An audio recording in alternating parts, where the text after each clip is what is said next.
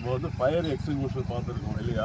Fire ஆச்சுன்னா வந்து இது வந்து புது மாடலில் வந்து எங்கே யூஸ் பண்ணலாம் அப்படின்னா, ஈவன் நம்ம வந்து வீட்டில் வந்து கேஸ் சிலிண்டர் இருக்குல்ல, அந்த கேஸ் சிலிண்டரில் இது ஃபிட் பண்ணிடலாம். ஃபிட் பண்ணிவிட்டு திடீர்னு இந்த கேஸ் சிலிண்டர் வந்து ஃபயர் ஆச்சு நெருப்பாச்சுன்னா இது ஹீட் ஆன உடனே இதுலேருந்து ஒரு வெடிக்கும். வெடிச்சிச்சுன்னா அதுலேருந்து ஒரு பவுடர் வந்து ஒரு வெளியே வரும். பவுடர் வெளியே வந்ததும் அந்த நெருப்பெல்லாம் வந்து அணைச்சிடும். ரொம்ப ஈஸி மெத்தடு. இது வந்து புதுசாக வந்து எக்ஸ்டிங்விஷர் அந்த இடத்துலையே கூட இதை நம்ம பயன்படுத்தலாம்.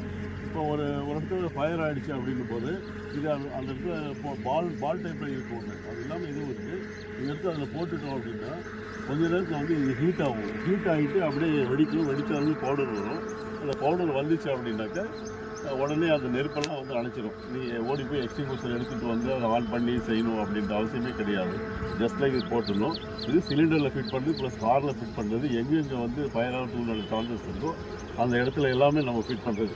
இப்போ வந்து எக்ஸாம்பிளுக்கு நம்ம இது வந்து செஞ்சு காமிக்கிறோம். ஓகேவா? இது வந்து எல்லாம் வந்து நட்டு போல்ட்டு எல்லாம் போட்டு வந்து வெளியில் எடுக்கிறோம். எல்லாம் வெளியில் எடுக்கிறோம். இது வந்து சிலிண்டர் ஃபிட் பண்ணுறது. ஓகே, இப்போ வந்து இங்கே வந்து ஃபயர் பண்ண போகிறோம். ஃபயர் பண்ணிவிட்டு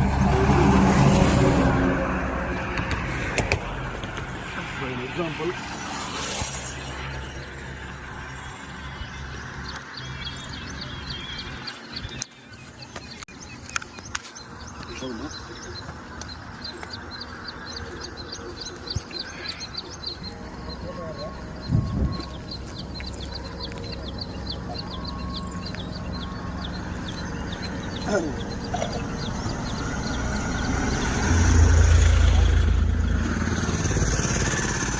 அது மேலே வச்சுருங்க. அப்படியே வச்சுருங்க. அப்படியே வைக்கணும். ஓப்பன் பண்ண தேவையில்லை.